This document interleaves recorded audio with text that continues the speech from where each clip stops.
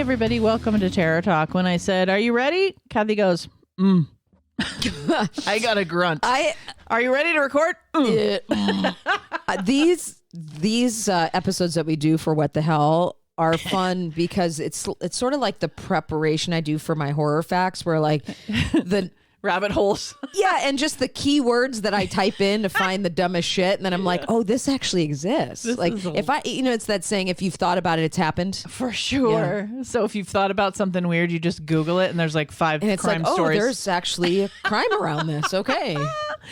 So today on the show, if you have never been present for one of our What the Hell episodes, these are crime stories that make us go, what the hell? So they're just absurd. It's just absurdness. There's no rhyme or reason necessarily. And we end up, we enjoy it. And we're told our listeners enjoy them as well. So here we go. I'm going to start us off with a quickie. Let's do it.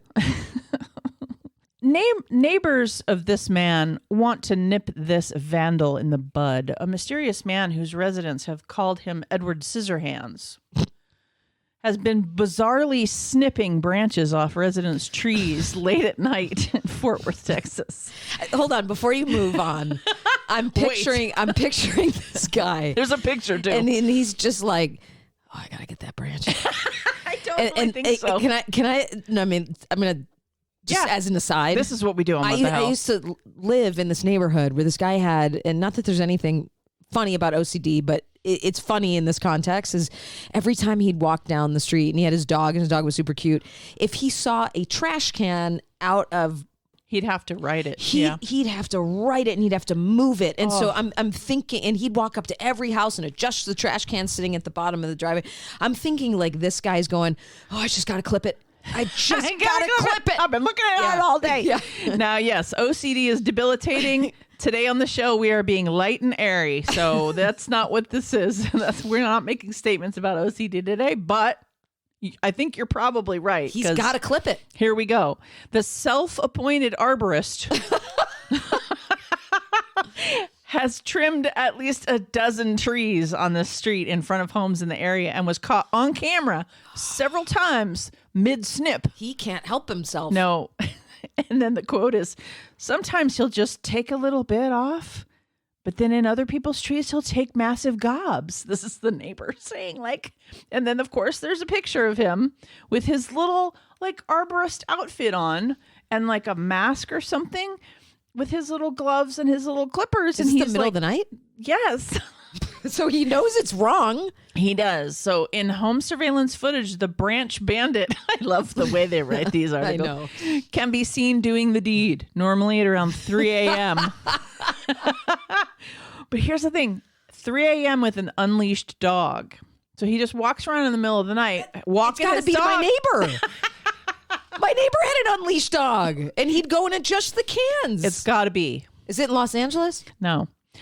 No. No. I was talking to my wife. This is a quote, obviously. Emily and I was like, hey, we had a storm last night, referencing downed limbs in front of his home. And she was like, oh, no, that's Edward Scissorhands. And so I was like, huh, what? And his wife, Emily, said that the limb lifter, God, the names, the limb lifter had earned the nickname, a nod to the 1990 Johnny Depp movie, due to his lust for slicing. People in the neighborhood were talking about it, and it seems like word had hit the streets. Police are now using the footage to investigate who the unwanted tree trimmer may be. Oh my God. There's interviews with these people and they're like, we have a homeowners association. We have to keep the trees a certain way. And when he cuts too much or he does this, because some of the trees he really gets to snipping. He starts trimming the tree, and then you'll see him in the videos. He's like admiring his work and kind of like stepping back and looking at it. Like, what do you think would happen if someone stopped him in progress? I don't know. Like if they caught him, like would he lash out? I don't know. Would he snip them? Maybe. The neighbors are just sort of like, the last quote of the article is, we really just want him to stop doing this. They're not I'm even just like, what? they're not even scared. They're just exhausted by him. They're just like, can Please you just stop? This is weird. Just stop it. You're setting off all the Ring cameras. Can you just shut up and go home with your stupid My dog? neighbor at and your- least did it like in the morning on his morning walk. was trimming your trees? No, adjusting the cans. Oh, right. Yeah. Right. His Okay. unleashed dog. So that's an example of a what the hell story. This one is called "A Woman Set Bees on Police," Well, and she got pissed. no. So in October 2022, Massachusetts resident Rory Woods, just picture this, unleashed a swarm of bees on police officers, and in some circles, she's been coined as a hero. Oh, okay. As a member of the Massachusetts Alliance Against Predatory Lending, Woods has fought for years against the foreclosure of her homes. So Yeah. this is like, well, what can I do to get back at the city? Okay. Okay. Got it. So she believed that she and other people in this group had been victims of unlawful foreclosure. And on the morning of her bee-related crime, Wood's friend, Alton King Jr., was about to be evicted from his home. And she had it. Oh, apparently. She's like, you know what? That's it. One more, evicted. She's a vigilante bee tamer. So King, her friend, had been Yeah. at the courthouse asking a judge for a stay on this whole process, so there wasn't a foreclosure. And as law enforcement started to gather at his home to carry out the eviction, fucking Woods was right there Oh, boy. on the scene and started shaking boxes of bees Oh. she had in the back of her SUV. Oh. Now, there's also photos of this. Okay. And this is something else. So her intuition was to agitate. Here's the insight and the judgment. Her intention was to agitate the bees and unleash them on the officers. Activists nearby who were protesting King's eviction cheered her on. Oh. Shake the bees! Unleash the Kraken. Unleash them! Woods reportedly expresses pleasure when an officer said he was allergic. She's like, good. She goes, oh, you're allergic? Good, a report says. When she arrived at about 9:15 a.m.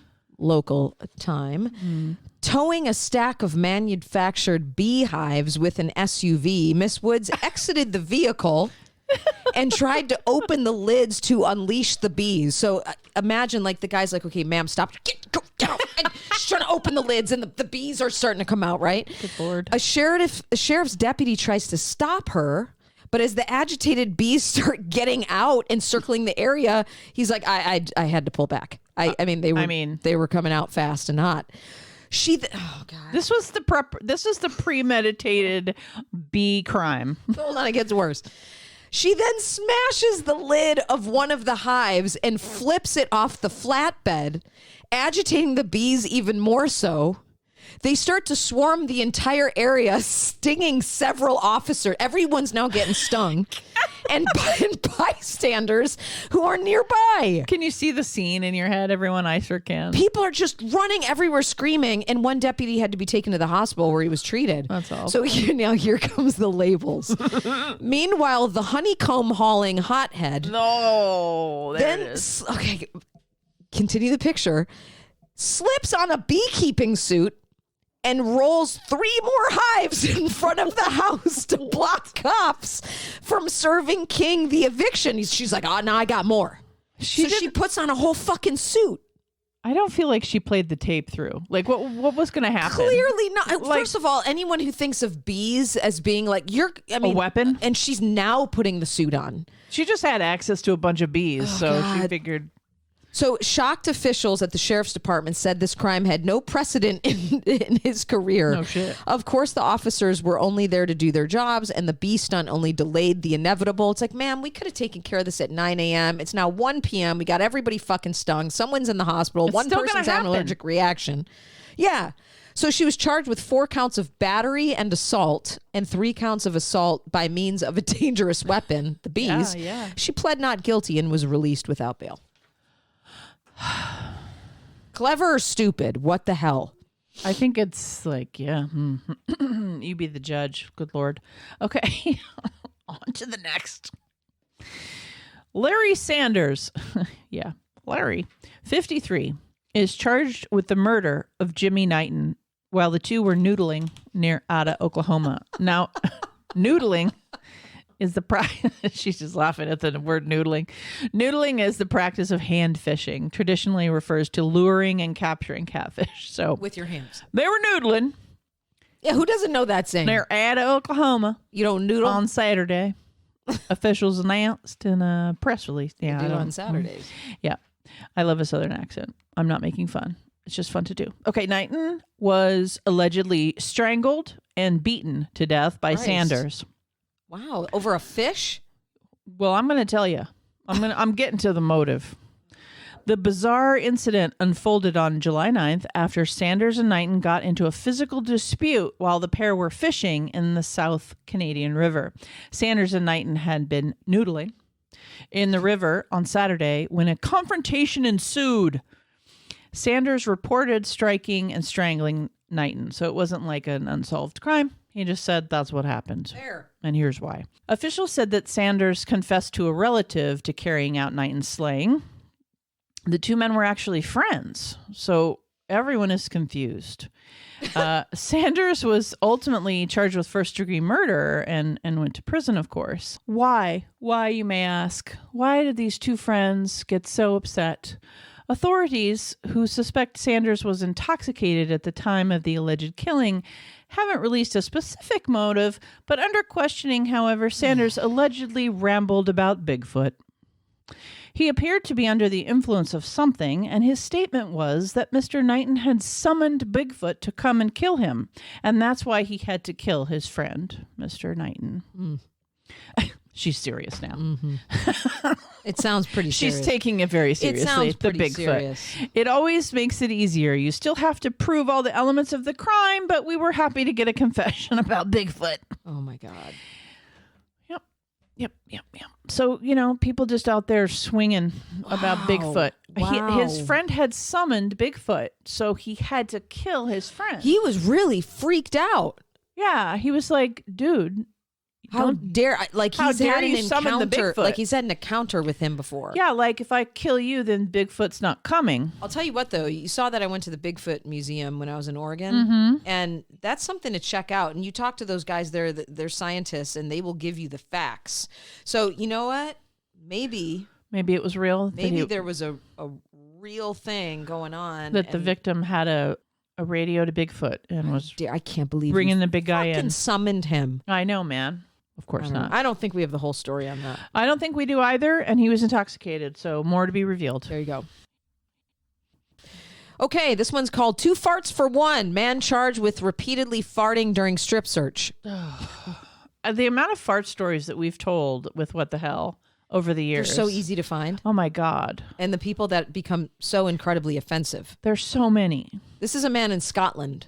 Okay. He's been ordered to perform 75 hours of community service after intentionally passing gas as police officers conducted a body cavity search.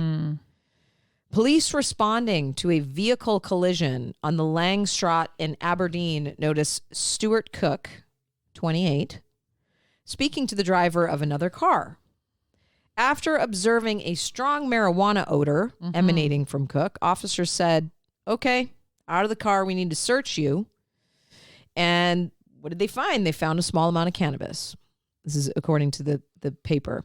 So the police then end up handcuffing Cook, who now immediately starts to lose his mind and starts to scream, and he starts to get really aggressive. He's brought to the police station in, and I'm not making the name of this police station is Kitty Brewster. Okay. Where he is booked and strip searched. Okay, so he's already flailing, he's yelling, he's at Kitty Brewster. During the procedure, officers claim Cook passed wind intentionally multiple times After noodling. after noodling. Cook, here's a quote from reported prosecutor Lucy Simpson. Prosecutors for the... Cook deliberately farted in the direction of the officer 3 times, stating, "How do you like that?" This is like with the bee lady. Like His defense- I'm gonna get the bees on you. This is straight out of the courtroom. I'm gonna fart on you. Like, Lucy Simpson's pissed. That's the prosecutor. The defense attorney comes back. Laura Gracie downplays the incident, telling the court Cook had been smoking a cannabis joint at the time and felt police overreacted. In a way, they dealt with him. Made me He became flatulent. increasingly upset with them and acted in the manner libeled. Cook pleads guilty to possession of cannabis and to behaving in a threatening or abusive manner by farting. He's admonished without penalty for the drug charge. So this isn't the first time police have brought charges for breaking wind. In 2008, 34-year-old Jose Cruz was pulled over in West Virginia for driving without his headlights on. Cruz failed multiple field sobriety tests and was taken to the police station to sleep it off. While he was there, a criminal complaint alleged he deliberately passed gas and made a waving motion towards a police officer in an attempt to distribute the smell toward him. Of course. Here's a quote. The gas was very odorous and created contact of an insulting or provoking nature. The complaint stated recommending a battery charge be filed. Oh my God. The Kanawha Fucking get over Kanawha it. County Prosecutor's Office ultimately dropped the matter. Yeah, you think? Farting can also give suspects away. In July, the Clay County Sheriff's Office in Missouri reported that it was able to find a hiding suspect wanted on drug charges because of his loud farts. So then lastly, here's the 2-for-1. 13-year-old arrested for farting in school. What kid hasn't? Right? In 2008, it was reported that a 13-year-old schoolboy was arrested for farting excessively. The student, again, at the Florida school, was reportedly passing gas and mischievously turning off the computers of his fellow classmates. So he's walking around the room. He's like, burnt, unplugging shit, burnt, unplugging Amazing. shit. Amazing. So the Martin County Sheriff's Office releases a report that claimed the boy continually disrupted his classroom environment, end quote, by farting intentionally, which was followed by shutting down some computers that were used by other students at the time. After he confessed to his actions, the boy was placed under arrest by a school resource officer and charged with disruption of school function. He was later released to his mother. I was going to say, like, when I was in college and I did theater, like, one of the things we always did, you knew the scene and you're on stage in front of a big audience and someone would fart and then they knew you had to move into where they had been standing because that's the way the play was staged. It's battery. And so you would move in and you'd have to deliver your lines. And it was like one of the jokes that people did. It's like, and the cops in the beginning that you were talking about, it's like, they're just like, it was so rude. I'm so offended. I'm going to charge you with things and take up the court's time about farts. I mean, the prosecutor too was just, she was like on it. She was like so upset. So indignant about the whole Cook thing. deliberately farted in the direction of the officer 3 times. So rude. Stating, how do you like that? Rude. Oh my God. Yeah. There's been a lot of what the hell Lots farts. of farts. Just like a lot of like dudes dropping through ceilings. Oh, lots of them. There's always been a lot of those. And I love the pictures of the aftermath. Yeah, I know. I imagine as I collect all the what the hells from the seasons that we did them early on, I could probably I'll have to keep a running Excel spreadsheet of like how many farts, how many. Well, I did the fart exorcist lawsuit last time. Yeah, and there was one I remember that was like farting in the police car, and like everybody had to get out, and like there's all these different fart ones. Well, last time we talked about Gunga Gunga too. Go check that. Which is episode funny. out. That case pops up when I'm looking for case. I'm like, oh, there's Gunga Gunga again. There's a carjacker. The internet knows you. Gunga Gunga. Your search history is like Maybe it's Maganga. your ads would be fucked up. Maganga, Maganga, Oh, Maganga. okay. What do you have? Just search what the hell in our podcast, and you'll come up with the last one. we Gunga did. Gunga. Okay. God damn it. All right. We're moving on. Ganga ganga. See. So I know it's very. All right. A former Louisiana priest and 2 dominatrixes, I could just stop right there, Yeah, that you got it. have been charged with vandalism for allegedly having sex on top of a Louisiana church altar. Did you know that was a that was an offense? You can't have sex on the church It's like part of the Hays Code. altar. A person was walking by Saints Peter and Paul Roman Catholic Church in Pearl River, whatever the fuck that is, on September 30th, whatever year that was, when they allegedly saw a half-clothed priest through the church's windows engaging in a threesome with two corset-clad dominatrixes on top of the Can you altar. imagine seeing this? I was trying to paint the picture. So Travis Clark, 37, the then pastor at that I was going to say the then pastor, Yeah. because there's no way he's pastoring now. at that Catholic church, was arrested, as well as two out-of-state women. Mindy, 41, from Kent, Washington, and Melissa, 28, from Alpharetta, Georgia. While the three were originally charged with obscenity, the district attorney's office announced that the charges had been reduced to institutional vandalism, 1 count each. They are accused of, quote unquote, knowingly vandalizing, defacing, or otherwise damaging property and causing damage valued at over $500. How crazy was the sex? I was going to say, can we get the video? Okay, so attorney Bradley Phillips, who represents the two young ladies, has rightfully chosen not to pursue the obscenity charges against my clients. desecrating an altar. He's saying, their attorney is saying this was legal because it didn't occur in public. It was inside the church. He's not wrong. He's not wrong. Oh. Churches are open to everyone. They don't close. They did wait 6 months and decided to pursue the lesser charge. Once again, the attorney says, once again, they have overstepped their bounds as this is nothing more than a thinly veiled attempt to regulate the morality of private individuals. Just because you don't like something doesn't make it criminal. My clients look forward to their day in court. Oh my God. Let's see what happens. Clark was removed from his post at the church 1 day after his arrest. That Catholic church, they move swiftly when they want to. He told police at the time of the arrest that they were role-playing and recording the consensual acts so that they aren't actually dominatrixes. Like from the Bible? Yeah. Oh, that's that what they do? Sure. Of course, the Archbishop said, "I'm sorry, sir, but your acts are deplorable." That was the word. His desecration of the altar in church was demonic. I am infuriated by his actions. When the details became clear, we had the altar removed and burned. Oh my God, the crime scene. That's the code. The altar Why was didn't they removed just have and someone come burned. bless it? They burned it. Oh, God. Oh my God. The Archbishop removed it and burned it.